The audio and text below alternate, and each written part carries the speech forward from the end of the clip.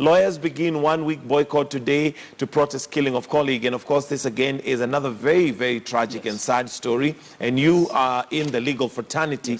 Maybe can just shed light on what the protests are going to be and what they intend to achieve. Well, the members of the legal fraternity are going to have a protest this morning, and not only the legal fraternity, they'll be joined by border operators and also taxi operators.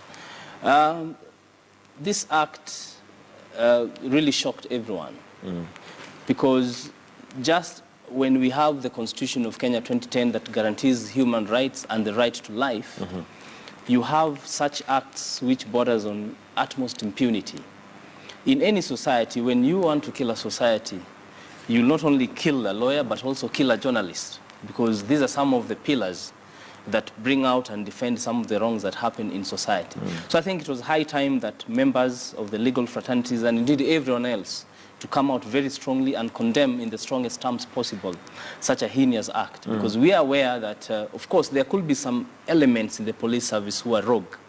But then this is a call, a wake-up call for those in power to really come out strong and weed out those elements. I happened to speak to a very senior member of the police service, retired senior member of the police service. And one of the things he was alluding to is the fact that this is a crime.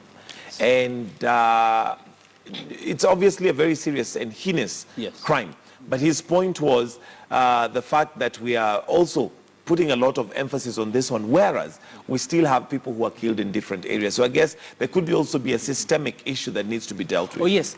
That's quite right. When you look at the report by the Independent Medical Legal Unit, IMLU, that deals with issues of torture, Kenyans are being killed on a daily basis, extrajudicial killings, people disappearing.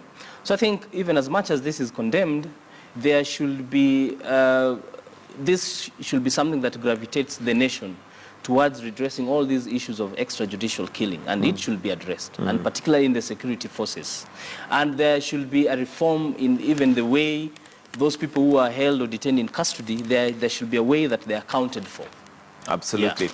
And of course, we know that there was hue and cry after the Pangani 8 and Muthaiga 2, rather Pangani 6 and Muthaiga 2 were arrested in terms of the conditions, the deplorable conditions that are in cells. But of course, what makes this also worse is the fact that they did not even have to be in a cell. They were literally just coming from having a legal procedure, and they seem to have been arrested for God knows why. Then not just arrested, but killed as well. Pure abduction. Absolutely.